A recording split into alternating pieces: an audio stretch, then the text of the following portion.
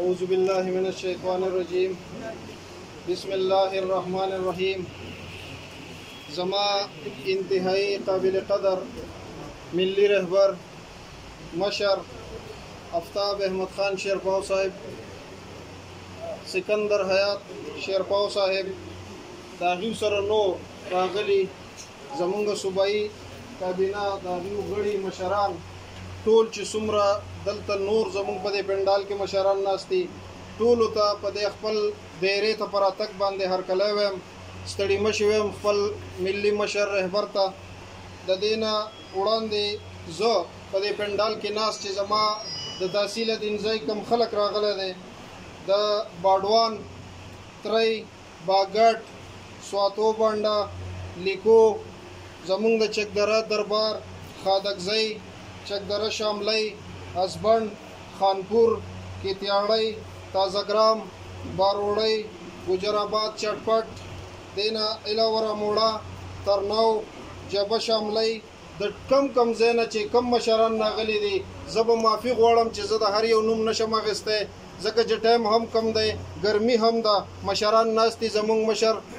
ملي رهبر ناست دی هغه به تاسو ته خبرې کوي خو د دې مقصد د دې غونډې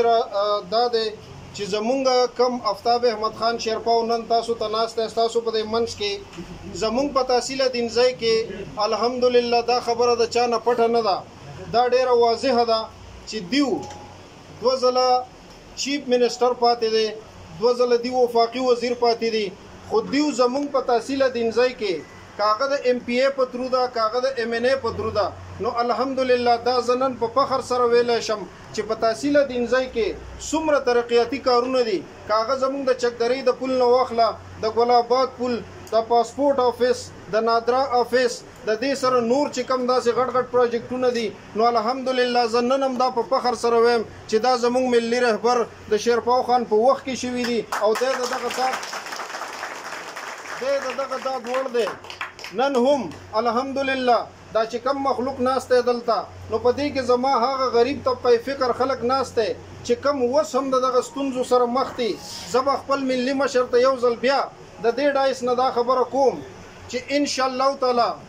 د کامیابی په صورت کې او یې به د خیر سره دا زما ان شاء الله تعالی چې د استاد سره وعده ده چې په مونږ باندې د داس یو مشر لاس وي داغه په مونږ باندې شفقت وي نو ان شاء الله تحصیل دینځای به یو ځل بیا د شیرپاو خان په شکل کې وکټری کوي او بیا به راپاسي بیا به د عوامو خدمت کوي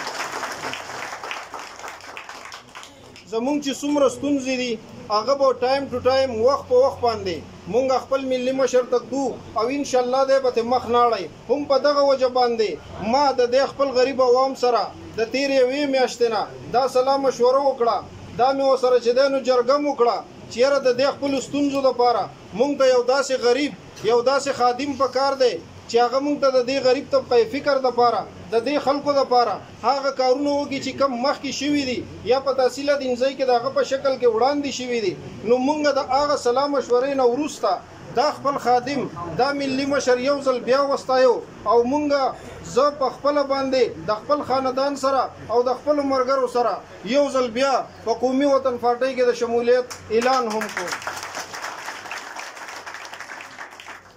کوشش وکړو ان شاء الله تعالی چې د کامیابی په صورت کې منډه وکړو تګو دو وکړو څنګه چې مخکې کړه د په ازادي صحت باندې هغسې به یو ځل بیا موټی کېږو بیا به د خپله روري بیا به دا غریب طبقه فکر بیا به دا غریب عوام د تحصیل دینځای ان شاء الله تعالی په خپله چغه راپاسو د ملي رهبر د ده مرسته به کوو په ده پسې به ودرېږو او د کامیابۍ په صورت کې به ان شاء الله تعالی دی زمونږ د خدمت نه بیا هم مخ نه اړی دا زما ستاسو سره وعده ده زه خبرې ډېرې کول نه غواړم مشران ناست دي خو زه ستاسو یو ځل بیا ډېر زیات شکرمند یم شکرګزار یم چې په دې لنډ وخت کې تاسو مونږ له چې دی نو وخت هم راکو زمونږ دا خبرې مو اورېدې زما سره راغلی زما په پنډال کې کېناستی زما مشر ته هم هرکلی ووي ډېره مهرباني شکریه جی